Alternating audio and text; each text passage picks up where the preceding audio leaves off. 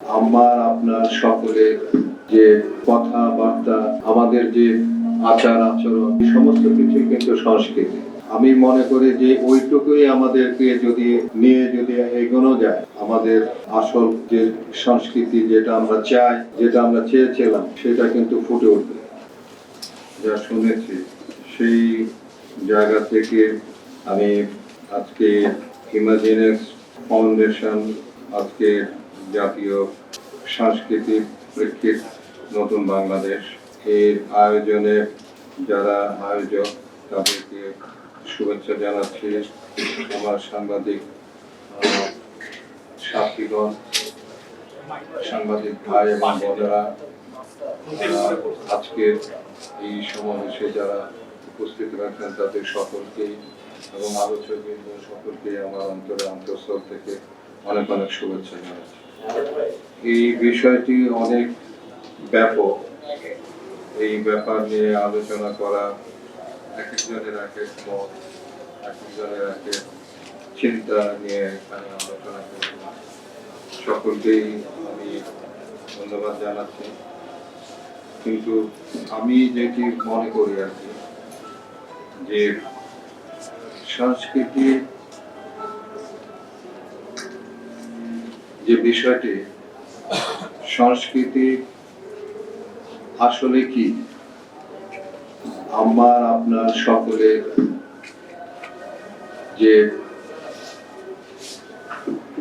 কথাবার্তা, আমাদের যে আচার আচরণ, এই সমস্ত কিছু কিন্তু সংস্কৃতি। তো যাই হোক, আমি আজকে বেশি কথা বলতে চাই না। আমি বলতে চাই শুধু এইটুকু যে আমরা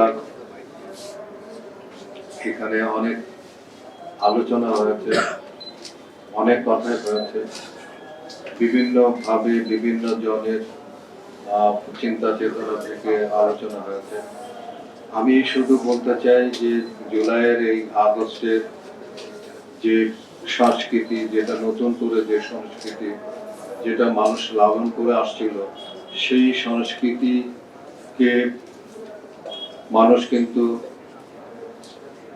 দেওয়ালের মধ্যে তাদের লেখার মাধ্যমে, তাদের চিত্র অঙ্কনের মাধ্যমে কিন্তু সেটি ফুটিয়ে তুলেছে। আমি মনে করি যে ওইটুকুই আমাদেরকে যদি এগোনো যায়, তাহলে কিন্তু আমি মনে করি যে আমাদের আসল যে সংস্কৃতি, যেটা আমরা চাই, যেটা আমরা চেয়েছিলাম, সেটা কিন্তু ফুটে উঠবে এবং সেটাই কিন্তু আমাদের আগামী দিনের জন্য একটি বিষয় হয়ে দাঁড়াবে। তো কাজেই আমি আর কিছু বলতে চাই না। আমি এই বলে আমি আমার বক্তব্য শেষ করছি। আল্লাহ হাফেজ। আপনারা ভালো থাকুন, সকলেই সুস্থ থাকুন। ধন্যবাদ।